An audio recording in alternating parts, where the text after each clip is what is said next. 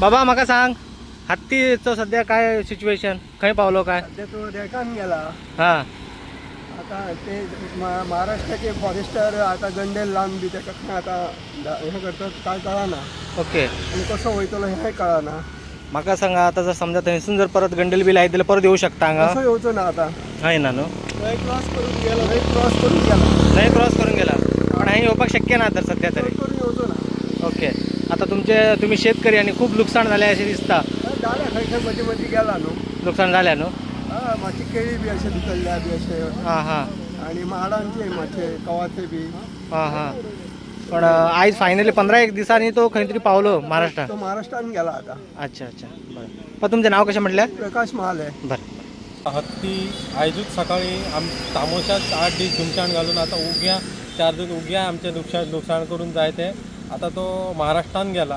तो फॉरेस्टान जाता ते इतली फिल्डिंग लावन ताका परत आनी गोंयान येवपाचो ना, तेचेर लक्ष दिवपाचो. आनी आमचे हे पत्रकार बंधू आमकां प्रत्येक फावटी साथ दिवन ही आमची वयर मेरेन बातमी पावयल्या. तो बद्दल आमी मुकुल सराचे पण आभार मानता. तुम्ही आमच्या फाटल्यान रावले. सरकार जरी आमच्या ना फाटल्यान रावले तरी तुमची हर एक बातमी तुम्ही आमच्या वयर पडले. सरकार जर बरी कोण आमच्या कडेन पावना ना हेच आमी खंत वगता. पण चडात चड आमी देव बरी करूं म्हणटा तुमचे. आनी आमच्या देवारो विश्वास आमचो इतलो आसा की हो हत्ती हांगा परत येवचो ना. इतलें आमी सांगून हे 200 परत येता.